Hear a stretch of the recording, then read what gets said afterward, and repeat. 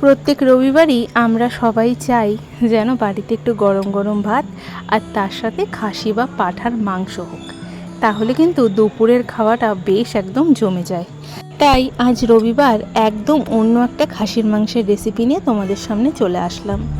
সর্ষের তেলের মধ্যে আগে আলুগুলোকে ভালো মতন ভেজে তুলে নিয়েছি। এবার ওই তেলের মধ্যেই তেজপাতা আর দিয়েছি গোটা একটা বড় এলাচ থেতো করে। বড় এলাচ দিয়ে খাসির মাংস কিন্তু আমরা কেউ সচরাচর ভেবেই দেখিনি কেমন লাগবে, কিন্তু বিশ্বাস করো আজকের এই রেসিপিটা তোমরা বাড়িতে একবার ট্রাই করো। যেমন খেতে সুন্দর লাগে ঠিক সেরকমই এই এলাচটা দিলে একদম রঙটা বদলে যায়। তোমরা যদি চাও তাহলে তোমরা টমেটো নাও ব্যবহার করতে পারো। আর ওই যে তেলের মধ্যে আমরা একটুখানি চিনি দিয়ে দিই, যার জন্য মাংসের রঙটা বেশ লাল হয়। এগুলো কোনো কিছুরই আজকে প্রয়োজন নেই।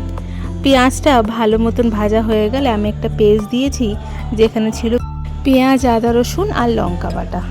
ভালো মতন কষিয়ে আমি এখানে অল্প নুন আর পরিমাণ মতো হলুদ গুঁড়ো দিয়েছি। মশলার রঙটা লাল হয়েছে কারণ আমি কাঁচা পাকা লঙ্কা মিশিয়ে দিয়েছিলাম। ঢাকা দিয়ে বেশ ভালো মতন মশলাটা কষাতে হবে, যেন সাইড থেকে তেল ছেড়ে দেয় আর এই মশলা থেকে কাঁচা গন্ধটা চলে যায়। তাই বেশ অনেকক্ষণ ধরে কিন্তু আমি একদম কম আঁচে রান্নাটা করেছি। এমনিতেই মাংস রান্না করতে গেলে আমরা মশলাটা একটু বেশি ভালো মতন কষাই, যেন কাঁচা গন্ধ না থাকে আর যেন সাইড থেকে তেলটা ছেড়ে দেয়। ভালো মতন যখন মশলাটা ভাজা হয়ে গেছে, তার মধ্যে দিলাম আগের থেকে জল ঝরিয়ে নেওয়া মাংসটা।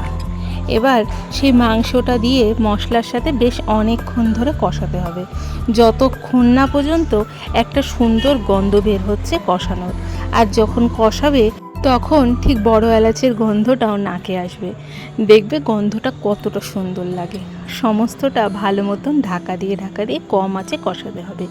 আমি যেহেতু সচরাচর কড়াইতেই রান্না করি, প্রেশার কুকারে করতে আমার একদম ভালো লাগে না, তাই আমি আজকের রান্নাটাও গোটাটা কড়াইতেই করব। একদম কম আঁচে রান্নাটা করতে করতে আমি এখানে হাফ টমেটো ছোট ছোট করে কেটে দিয়ে দিয়েছিলাম। আর নুনটা তো আগেই অ্যাড করে দিয়েছি মশলার সাথে। অন্যদিকে মাংসের তেলগুলো সাইডে রেখে দিয়েছি, একদম শেষে অ্যাড করব, না হলে মাংসের তেলগুলো একদম গলে যায়।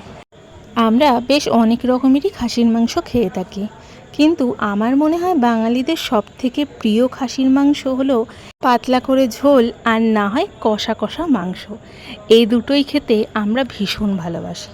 তার বাইরে এখন এই খাসির মাংসের অনেক রকম রেসিপি চলে এসেছে, কিন্তু বিশ্বাস করো এই বড় এলাচ দিয়ে একবার, বেশি না অল্প একটু খাসির মাংস রান্না করে দেখো, যদি ভালো লাগে তাহলে পরের দিন আরও বেশি করে মাংসটা রান্না করো।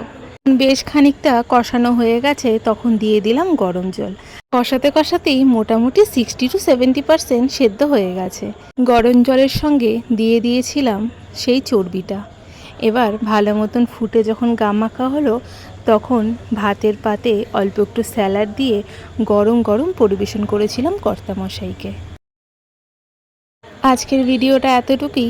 যদি কিছু ভালো লেগে থাকে একটা লাইক করে চ্যানেলটা সাবস্ক্রাইব করে আমার পাশে থাকবে।